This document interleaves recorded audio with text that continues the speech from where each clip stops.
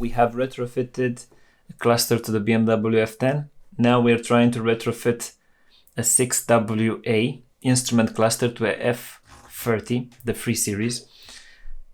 And our process will be very similar in the sense that we have the cluster, we are going to power it up, check the mileage, take it apart, erase the information that we need to erase, mainly the VIN and the mileage, reassemble everything and install the cluster and code it to the car. The important bit in powering the cluster will be identifying the pins.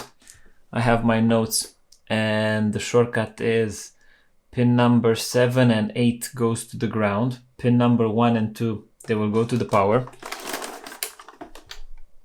I had the old socket. Should you not have the old socket, use DuPont connectors.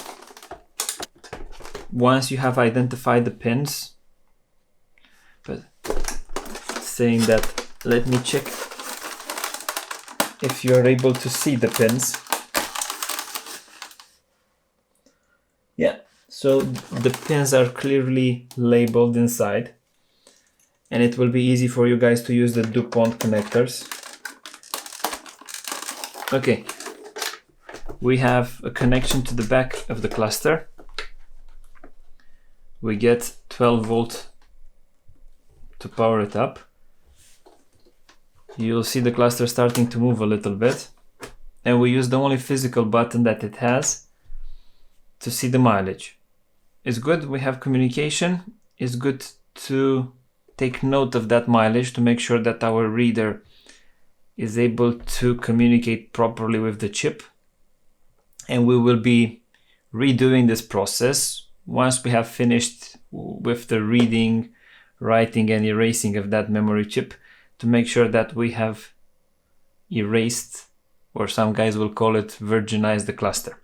This being said, it's kind of time to open the cluster, see what's inside, and go through the steps to prepare everything for the retrofit. Let's see what we can find inside. We will be using a T10 socket.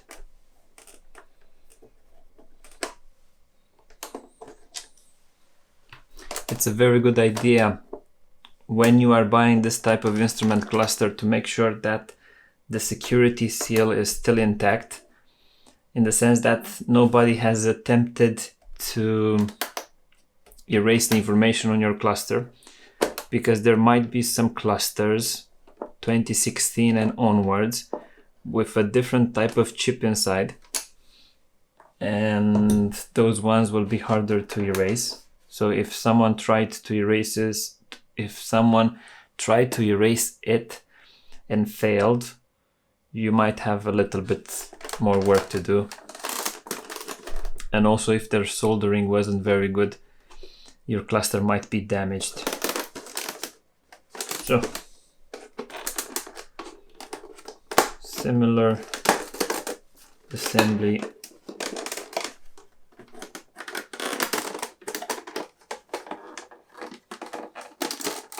with the one from the F10.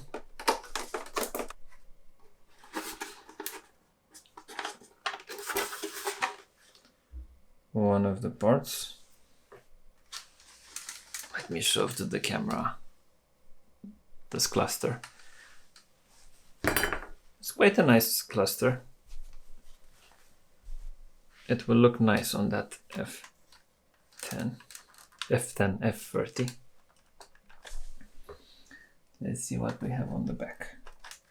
I see some clips towards the inside.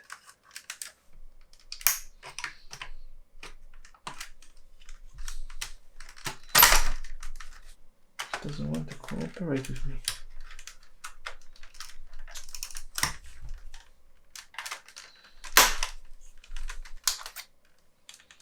Oh, it's quite a different type of assembly.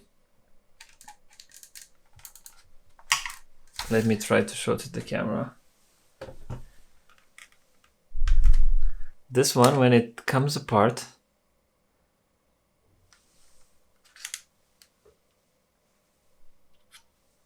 it has the connections done in a different way.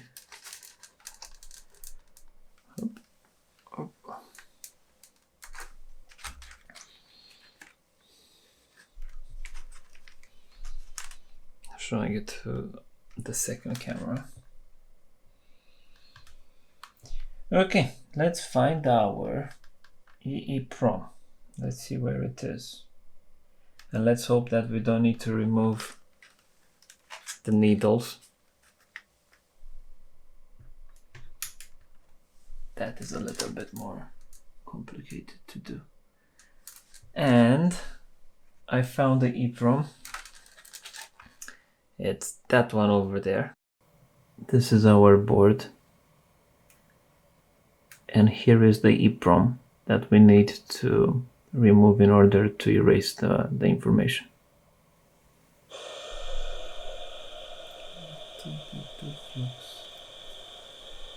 I got my temperatures wrong.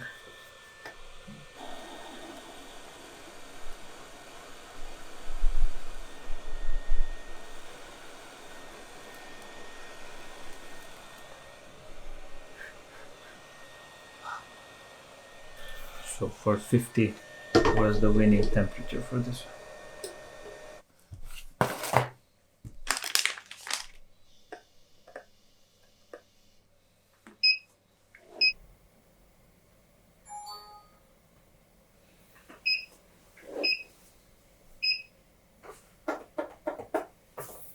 This is our mileage.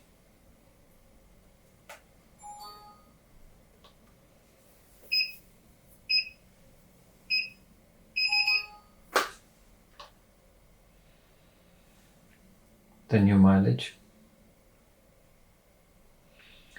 And now we need to erase the VIN of the car. So something seems to be different.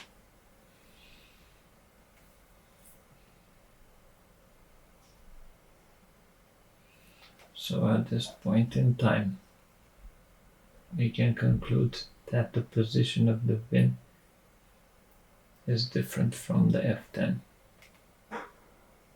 We load the new file and we write it.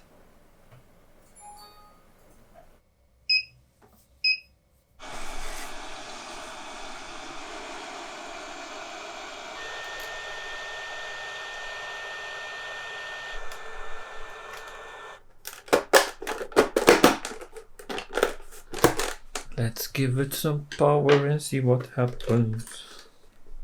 The moment of truth.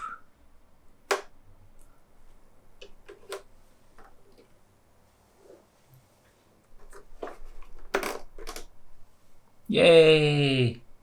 0 miles. We managed to do it.